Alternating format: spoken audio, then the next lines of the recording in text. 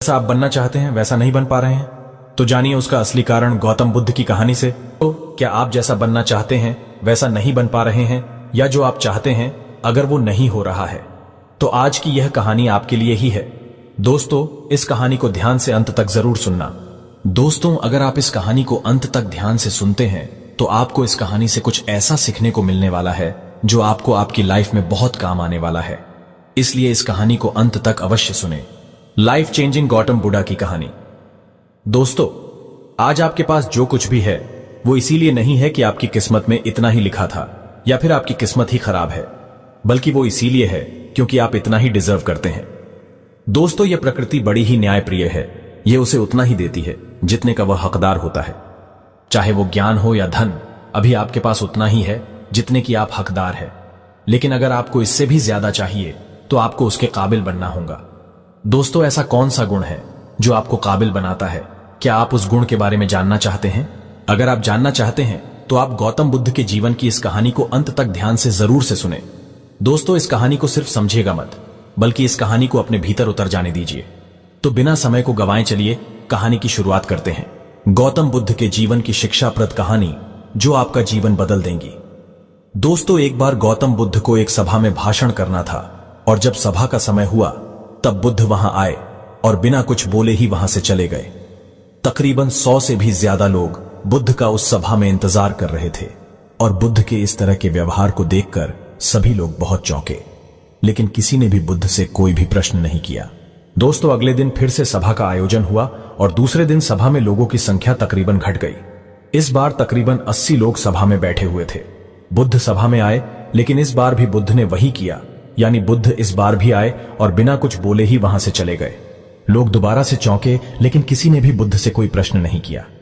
अगले दिन सभा का आयोजन फिर से किया, लेकिन इस बार सभा में लोगों की संख्या और घट गई।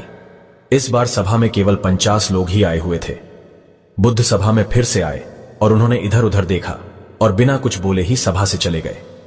उसके बाद कुछ लोग क्रोधित भी हुए, क्योंकि लोगों ने अपना काम छोड़ छोड़कर आए हुए थे, लेकिन किसी ने भी बुद्ध से कोई प्रश्न नहीं किया। अगले दिन फिर से सभा का आयोजन हुआ। दोस्तों, आप लोग जो इस कहानी को सुन रहे हैं, आप में से भी कुछ लोग मन ही मन यह कह रहे होंगे कि अरे कितनी बार सभा का आयोजन होगा, और आप लोगों को भी इस कहानी को सुनते वक्त इरिटेशन होना शुरू हुआ होगा।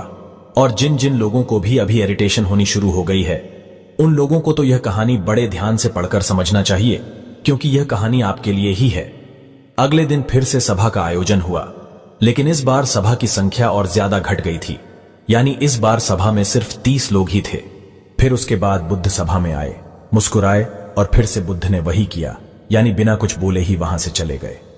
इस बार भी लोग बहुत क्रोधित हुए, और इस बार लोगों ने पीछे से कुछ कहा भी और बड़बड़ाए भी, लेकिन बुद्ध ने उनके किसी भी प्रश्न का उत्तर नहीं दिया। दोस्तों, अगले दिन फिर से सभा का आयोजन हुआ, और इस बार लोगों की संख्या बहुत ज्यादा घट गई थी, यानी इस बार सभा में कुल मिलाकर 15 लोग ही आए हुए थे। इस बार भी बुद्ध सभा में आए, लेकिन इस बार बुद्ध अपना आसन ग्रहण कर लेते हैं। फिर बुद्ध बोले और बुद्ध ने उन 15 लोगों को उपदेश दिया, और वे 15 लोग ही बुद्ध के भिक्षु बन गए, और आगे चलकर उन 15 लोगों ने ही बुद्ध के ज्ञान को अलग अलग दिशाओं में फैला दिया। फिर एक दिन बुद्ध से किसी ने पूछा कि बुद्ध, आप कई दिनों तक बिना बोले ही सभा से क्यों चले जाते थे? फिर बुद्ध कहते हैं कि मैं उन लोगों को खोज रहा था जो लायक थे, यानी कि पहले दिन 100 से भी ज्यादा लोग आए हुए थे, उसमें से ज्यादातर लोग सिर्फ आए हुए थे। उन्हें मेरे उपदेश से कोई भी मतलब नहीं था, वे बस आ गए थे। और उसमें से ज्यादातर लोग सिर्फ देखने और सुनने आए हुए थे कि सभा में क्या होता है। वे मेरे काम के लोग नहीं थे, क्योंकि वे लोग मेरे ज्ञान को औरों तक नहीं पहुंचा सकते थे। मुझे तो उन लोगों की खोज थी जो मेरे ज्ञान को जन जन तक पहुंचा सके। कई दिनों तक सभा से बिना बोले ही मैं इसीलिए चला गया, क्योंकि मैं यह देखना चाहता था कि वे कौन लोग हैं जिनके भीतर वास्तव में प्यास है। जिन लोगों के भीतर में वास्तव में प्यास थी, वे लोग अंत तक जरूर रुके, और जो लोग बस ऐसे ही आ गए थे, वे लोग पहले या दूसरे दिन ही चले गए। जिनके भीतर धैर्य था, उन्हें मुक्ति का मार्ग भी मिला, और जो लोग जल्दबाजी में थे, वे लोग अब घर में बैठे हुए हैं। सवाल यह नहीं है कि मैं तुम्हें क्या दे सकता हूं, बल्कि सवाल यह है कि तुम क्या ले सकते हो। तुम्हारा पात्र कितना बड़ा है और कितने के तुम हकदार हो। जितने के तुम हकदार हो, उससे ज्यादा तुम्हें नहीं मिलेगा। फिर वह व्यक्ति बुद्ध से पूछता है कि बुद्ध लायक कैसे बने। फिर बुद्ध कहते हैं कि धैर्य के द्वारा जिस व्यक्ति के अंदर धैर्य है, वह अपने जीवन में कुछ भी पा सकता है। सभा में जितने भी लोग आए हुए थे और उसमें से अंत तक वही रुके जिनके अंदर धैर्य था। चाहे तुम्हारे जीवन में तुम्हारा लक्ष्य जो कुछ भी हो, लेकिन तुम बिना धैर्य के सफलता के चरम तक नहीं पहुंच सकते। फिर वह व्यक्ति बुद्ध से पूछता है कि कोई व्यक्ति अपने भीतर के धैर्य को कैसे बढ़ाए। बुद्ध कहते हैं कि निरंतर अभ्यास के द्वारा हम अपने भीतर के धैर्य को बढ़ा सकते हैं। जैसे कोई व्यक्ति जब ध्यान करना शुरू कर देता है तो उसका मन उसके सामने कई सारे अड़चने लाता है, लेकिन उसका धैर्य उसे एक दिन उसके लक्ष्य तक जरूर पहुंचा देता है। फिर वह व्यक्ति बुद्ध से कहता है कि मैं समझ गया, बुद्ध में समझ गया, यानी मुझे धैर्य के साथ निरंतर अभ्यास करने की आवश्यकता है। दोस्तों, अब आपको समझ आ गया कि आपके पास वो क्यों नहीं है जो आप पाना चाहते हैं, क्योंकि आप उसके लायक नहीं है। आप लायक तभी बनेंगे जब आप अपने भीतर धैर्य को बढ़ाएंगे। और धैर्य कैसे बढ़ेगा? धैर्य बढ़ेगा निरंतर अभ्यास के द्वारा। और अभ्यास कौन करेगा? अभ्यास करेंगे आप, तो फिर करते क्यों नहीं?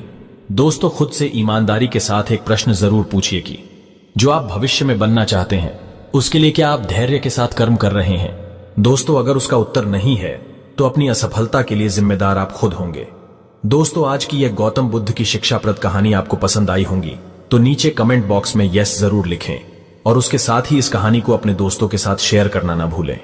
अगर आपको हमारी वीडियोस अच्छी लगती है तो प्लीज